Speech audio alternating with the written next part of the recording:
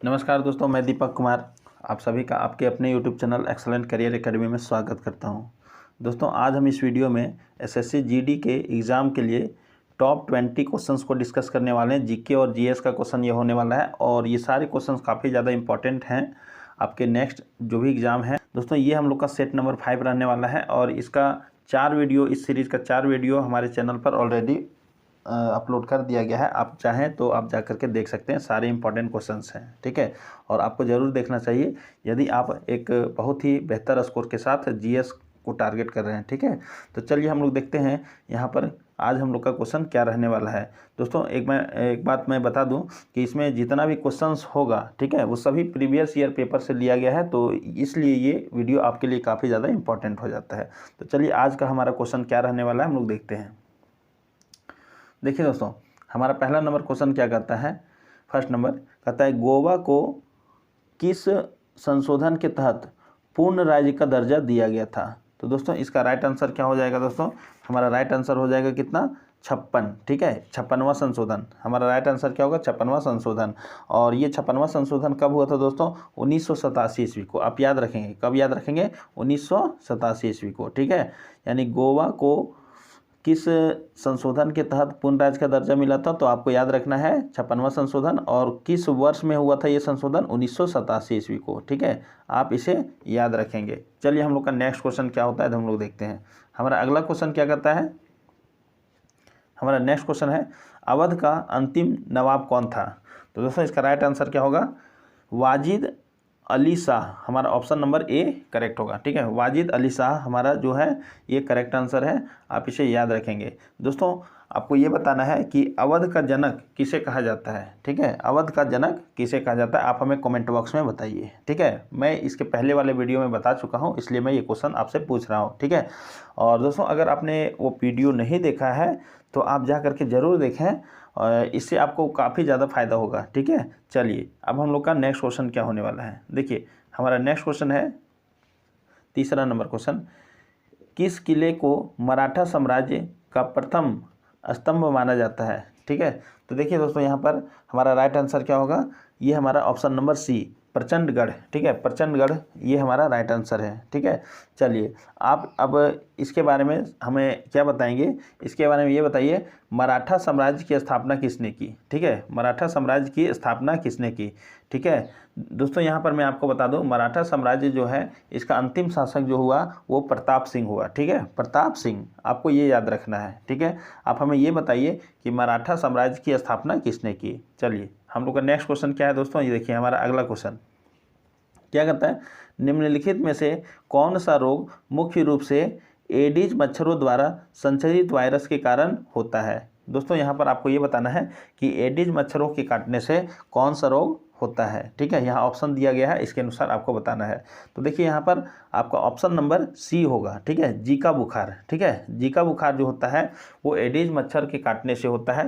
दोस्तों, यहाँ पर मैं आपको और कुछ एक्स्ट्रा इन्फॉर्मेशन बता दूं, हम लोग जानते हैं डेंगू है ना, और चिकनगुनिया, ये सब जो है ये एडीज मच्छर के काटने से ही होता है, आप इसे याद रखेंगे। चलिए हम लोग का नेक्स्ट क्वेश्चन, हमारा अगला क्वेश्चन क्या है दोस्तों, देखिए हमारा नेक्स्ट क्वेश्चन क्या है, हमारा अगला क्वेश्चन है भारतीय वन्य जीव संरक्षण अधिनियम 1972 की निम्नलिखित में से किस सूची के अंतर्गत गंगा की डॉल्फिन संरक्षित है। तो इसका राइट आंसर क्या होगा दोस्तों, ऑप्शन नंबर डी प्रथम अनुसूची। इसका राइट आंसर क्या होगा, प्रथम अनुसूची, आप इसे याद रखेंगे, प्रथम अनुसूची, है ना। चलिए दोस्तों, आपको यहाँ पर मैं एक क्वेश्चन पूछ रहा हूँ कि हमारे भारतीय संविधान में, ठीक है, हमारे भारतीय संविधान में कुल कितने अनुसूची हैं ये आपको बताना है। आपको यहाँ पर तीनों बताइए, ठीक है, कुल कितने अनुसूची हैं, कुल कितने भाग हैं और कुल कितने अनुच्छेद हैं, ठीक है। हमारे भारतीय संविधान में अभी वर्तमान में कुल कितने अनुसूची हैं, कितने भाग हैं और कितने अनुच्छेद हैं, इसे आप कमेंट बॉक्स में बताइए। चलिए हम लोग का नेक्स्ट क्वेश्चन क्या होगा दोस्तों, यहाँ पर देखिए हमारा अगला क्वेश्चन है, किसी द्रव द्वारा लगाए गए घर्षण बल को क्या विशेष नाम दिया गया है, ठीक है, क्या विशेष नाम दिया गया है। तो इसका राइट आंसर होगा दोस्तों कर्षण, ठीक है। इसका राइट आंसर क्या होगा, कर्षण, आप इसे याद रखेंगे, राइट आंसर क्या होगा, कर्षण, ठीक है। तो चलिए अब हम लोग नेक्स्ट देखते हैं, हमारा अगला क्वेश्चन क्या होगा दोस्तों। देखिए हमारा नेक्स्ट क्वेश्चन, देखिए क्वेश्चन नंबर 7 क्या कहता है, वेरी नाग में एक झरना भारत के उत्तरी भागों में निम्नलिखित में से किस नदी का स्रोत है। तो दोस्तों आपको ये बताना है कि वेरी नाग से कौन सी नदी निकलती है ना। तो यहाँ पर आपको ये बताना है, ये जो दिया हुआ ऑप्शन है उसके अनुसार जो है ये झेलम, ठीक है, झेलम नदी का उद्गम स्थल जो है या उद्गम स्थान जो है वो वेरी नाग झील है। आप इसे याद रखेंगे, ठीक है दोस्तों। चलिए अब हम लोग का नेक्स्ट क्वेश्चन है दोस्तों, हमारा अगला क्वेश्चन क्या कहता है, भारत में पुणे के मराठा पेशवा बाजीराव द्वितीय और अंग्रेजों के बीच बेसिन की संधि, कौन सी संधि, बेसिन की संधि जो है वो किस वर्ष हुई थी। तो इसका राइट आंसर क्या होगा दोस्तों, ऑप्शन नंबर सी 1802। आपको याद रखना है 1802, ये आप याद रखेंगे 1802। बेसिन की संधि कब हुई थी, 1802 ईस्वी में हुई थी। आपको याद रखना है, काफ़ी इंपॉर्टेंट क्वेश्चन है, एग्जाम में बार बार पूछा जाता है। चलिए अब हम लोग का अगला क्वेश्चन क्या होगा दोस्तों, देखिए हमारा next question, question number 9, Bharat के संविधान के किस अनुच्छेद के तहत किसी राज्य के राज्यपाल को राष्ट्रपति द्वारा अपने हस्ताक्षर और मुहर के तहत प्रदेश द्वारा नियुक्ति किया जाएगा, है ना। तो यहाँ पर इसका राइट आंसर क्या होगा दोस्तों, इसका राइट आंसर जो होगा हमारा राज्यपाल का जो नियुक्ति होता है ये ऑप्शन नंबर हमारा हो जाएगा ये डी, है ना। ऑप्शन नंबर क्या हो जाएगा, डी, ऑप्शन नंबर डी, अनुच्छेद 155, है ना, अनुच्छेद 155। आप इसे याद रखेंगे दोस्तों। यहाँ पर हम लोग देख लेते हैं अनुच्छेद 153 जो है, इसमें ये कहा गया है कि एक ही व्यक्ति को एक से अधिक राज्यों का राज्यपाल नियुक्त किया जा सकता है, ठीक है, एक ही व्यक्ति को एक से अधिक राज्यों का राज्यपाल बनाया जा सकता है। चलिए अब हम लोग देखेंगे कि अनुच्छेद 154 क्या कहता है। अनुच्छेद 154 कहता है इसमें कि राज्य की कार्यकारी शक्तियां जो होगी, ये अनुच्छेद 154 में बोला गया है। अनुच्छेद 156 में क्या है दोस्तों, अनुच्छेद 156 में राज्यपाल का कार्यकाल के बारे में बताया गया है, ठीक है।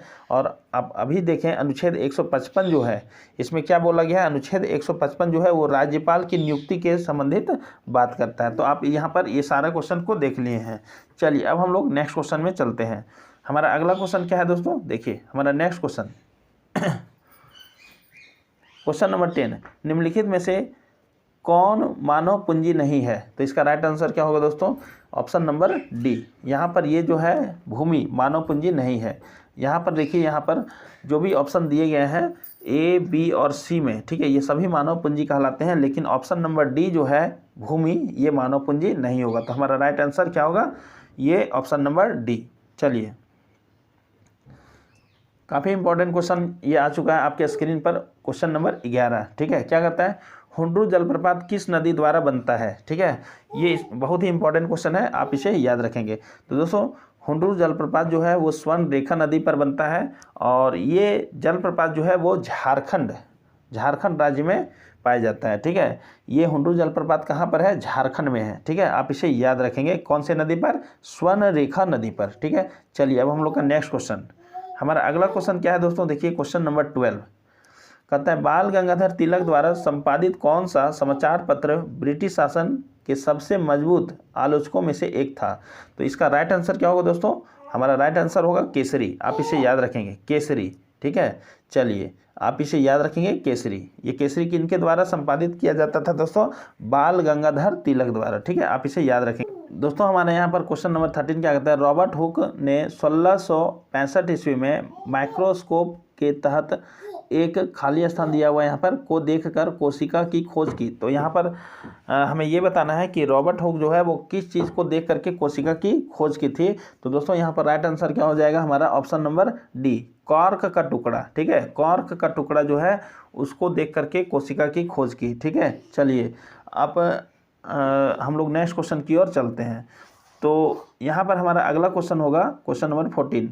क्या कहता है, बेटियों को पिता की संपत्ति में समान अधिकार देने के लिए हिंदू अधिकारी अधिनियम 1956 में किस वर्ष संशोधन किया गया था, ठीक है। तो इसका राइट आंसर क्या होगा दोस्तों, ऑप्शन नंबर ए, ठीक है। ऑप्शन नंबर ए 2005, ठीक है। 2005 में ये संशोधन किया गया था, है ना। इसमें ये बोला गया कि पिता के संपत्ति पर, है ना, पिता की संपत्ति पर बेटा और बेटी दोनों का समान अधिकार होगा, ठीक है। चलिए अब हम लोग यहाँ पर थोड़ा सा एक और क्वेश्चन देखेंगे, ठीक है। दोस्तों आपको ये बताना है कि हमारे देश में, ठीक है, हमारे भारतीय संविधान में आरटीआई, है ना, आरटीआई जो है ना, RTI, ठीक है, RTI जो है ये कब लागू हुआ, ठीक है, आपको ये बताना है, ठीक है, कि RTI जो है ये अधिनियम कब लागू किया गया ये बताना है, ठीक है। चलिए हम लोग यहाँ पर नेक्स्ट में देखेंगे। हमारा अगला क्वेश्चन है दोस्तों, यहाँ पर हड़प्पा स्थल पर कहाँ हल रेखाओं के निशान खोजे गए थे, ठीक है।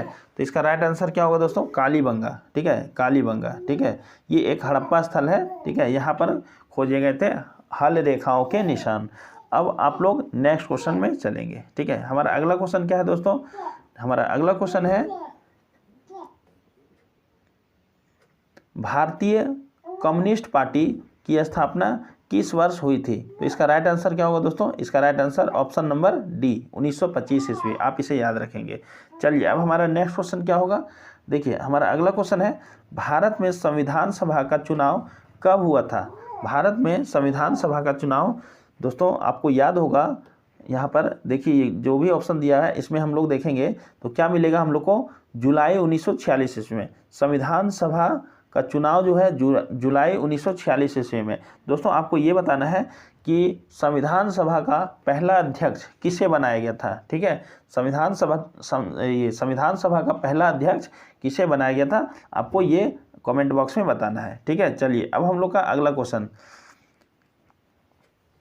ग्रेट बैरियर रीफ, ठीक है, ग्रेट बैरियर रीफ जो यूनेस्को की विश्व धरोहर स्थल भी है कहाँ है, ठीक है। तो ये जो हमारा है ग्रेट बैरियर रीफ, ठीक है, इसके बारे में आपको बताना है कि यहाँ ये कहाँ पर है।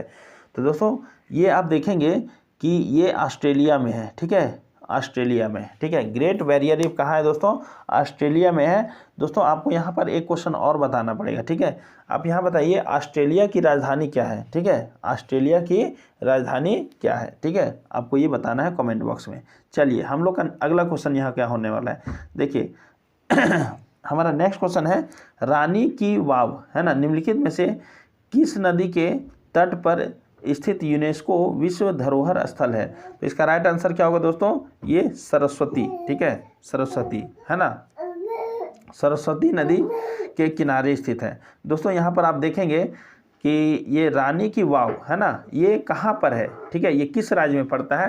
तो रानी की वाव जो है दोस्तों ये गुजरात राज्य में पड़ता है। चलिए अब हम लोग का नेक्स्ट क्वेश्चन क्या होगा दोस्तों, हमारा अगला क्वेश्चन है क्वेश्चन नंबर 20। क्वेश्चन नंबर 20 क्या कहता है, प्राश्रव्य, है ना, प्राश्रव्य जिसको अल्ट्रासोनिक भी बोलते हैं, ठीक है। तो प्राश्रव्य तरंगों की आवृत्ति कितनी होती है, ठीक है। तो यहाँ पर देखेंगे दोस्तों इसकी आवृत्ति जो होती है वो 20 किलोहर्ट्ज से अधिक होती है। तो आपको ये याद रखना ऑप्शन नंबर ए, ठीक है, ऑप्शन नंबर ए। दोस्तों यहाँ पर हम देखेंगे कि जो ध्वनि या आवृत्ति या तरंग हम लोग जिसको बोल सकते हैं, ठीक है, जो तरंग होते हैं, ठीक है, तो उसको हम लोग ये आवृत्ति के आधार पर यहाँ पर 3 कैटेगरी में बांट देंगे, ठीक है। एक को हम लोग बोलते हैं इंफ्रासोनिक, है ना, इंफ्रासोनिक, एक होता है ऑडिएबल और एक होता है अल्ट्रासोनिक, है ना। तो इंफ्रासोनिक जो होता है उसकी जो फ्रीक्वेंसी होती है, ठीक है, उसकी फ्रीक्वेंसी 20 हर्ट्ज से कम होती है, कितना, 20 हर्ट्ज से कम, ठीक है, 20 हर्ट्ज से कम, ठीक है, इंफ्रासोनिक की 20 हर्ट्ज से कम। और जो ऑडिएबल होती हैं, ठीक है, जो श्रव्य तरंगे होते हैं उनका जो आवृत्ति होता है वो 20 हर्ट्ज से 20,000 हर्ट्ज तक, ठीक है, यानी 20 किलो हर्ट्ज तक। और जो अल्ट्रासोनिक होते हैं वो 20 किलो हर्ट्ज से अधिक होते हैं, ठीक है, आपको ये याद रखें। तो दोस्तों इस वीडियो में हम लोग 20 क्वेश्चन को डिस्कस किए और ये सारे क्वेश्चन काफ़ी इंपॉर्टेंट हैं जो आपके एग्ज़ाम के लिए काफ़ी ज़्यादा यूज़फुल हो जाते हैं। तो ये सारे क्वेश्चंस को आपको रिवीजन में रखना है और जिससे कि आप अगर ये सारे क्वेश्चंस को एग्ज़ाम में देखेंगे तो आप बहुत ही अच्छे ढंग से उसका आंसर कर सकते हैं। तो दोस्तों अगर ये वीडियो आपको अच्छा लगा हो तो आप इस वीडियो को लाइक कीजिए और हमारे चैनल को अभी तक अगर आप सब्सक्राइब नहीं किए हैं तो हमारे चैनल को ज़रूर सब्सक्राइब कर लें और इस वीडियो को अपने दोस्तों के बीच में शेयर करें। तो दोस्तों इस वीडियो में इतना ही, अब हम लोग मिलते हैं नेक्स्ट वीडियो में। वीडियो देखने के लिए धन्यवाद।